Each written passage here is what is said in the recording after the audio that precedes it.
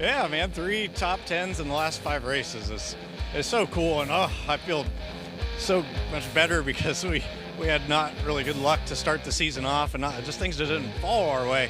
Now it's so nice to show when things go right, that we can execute and show our strength, and especially places like this. We have off throttle time and whatnot. It just allows us to flex our muscle. Kind of a sloppy day in my opinion, but it was a good day. It got good stage points in the first stage, and finished well at the end. But the Stanley Camry was good. I mean, all day I felt like we were close. We just needed to get up front and never quite did it. Never quite got the lead, but we were there. And again, up in the top 5, you can't complain, and especially the points we gained today, it's good. To pass as many cars as we did today was really a lot of fun. Probably the most fun I've had in a race car in a long time, and proud of everybody. Proud of everybody's effort to get us up towards the front. If we had another restart or two, I think we would have had something for them, but that's neither here nor there. So just proud of making something out of what could have been nothing. Had a good points day, which I'm here to win. We got to second there, but the 11 was really fast, and we were kind of fighting between this loose exit, tight center. Just couldn't really get that dialed in. I was just kind of tight at the end and couldn't keep going forward. But overall, proud of the Menards, Sylvania Ford Mustang, proud of the 12 group. Just missed it this weekend, so missing it, and we grabbed the second in the stage and a 9th overall. We cut our losses the best possible. We executed the best we can with the car that we had. We just were off. So we will go back and figure out what we learned. We learned a lot. We learned what not to do, which a lot of times is as valuable as anything. We've been trying all year. It's not like we can just magically flip a switch and all of a sudden have more. We've been able to run the top 5, and we need to get back to doing that is really what it boils down to. Well, guys, Jimmie Johnson is in dire straits when it comes to the playoff picture after back-to-back 30th. Yes, back-to-back 30th place finishes.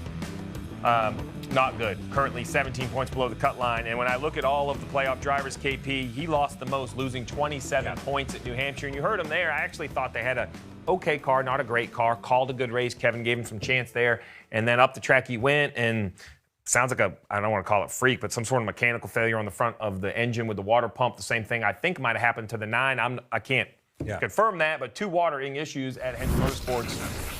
Guys, what are your thoughts on Jimmie Johnson's year so far? I mean, this is just like, I feel like we've talked it to death, but we're waiting for something to change. Yeah, listen, we're waiting for good news. So is Jimmie, but I don't know. It's like that interview to me is, I've not seen an interview like that, and that was just a piece of it.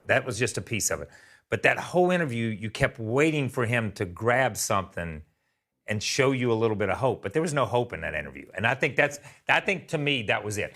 If we listened to Joey Logano, if we listened to some of those other drivers, they were hopeful that they were going to get better, hopeful that we know what's wrong with.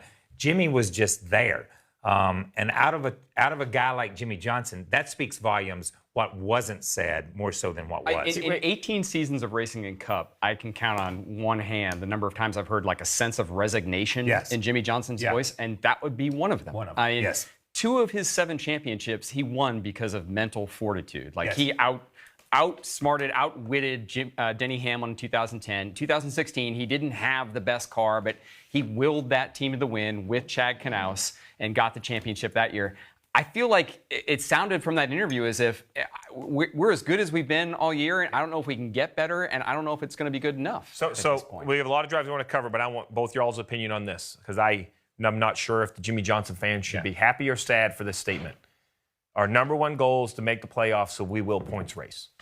So you mentioned Jimmie Johnson, won 7 championships. The man knows how to collect points, right? They wasn't all in this heads-up battle. So blanket statement, should the fans say, rejoice, he's got a points race, he's the best ever, he'll get enough points? Or should they say, oh, no, we don't even think we can win, now we're points racing? Yeah, oh, no, we don't think we can win, now we're points racing. Jimmie Johnson is just talking about making the playoffs. He's not talking about winning the playoffs. He's just talking about making. There's a huge difference in making and winning. And from listening to that interview, I don't know if you hear that there's a win in the next 6 races waiting for him. I don't know if he can make it on points. I think they have to win, and from that interview, I don't know if he thinks the team is in a position. Hey, Motorsports fans, thanks for watching. Make sure you hit subscribe before you go for all the latest news and highlights across motorsports.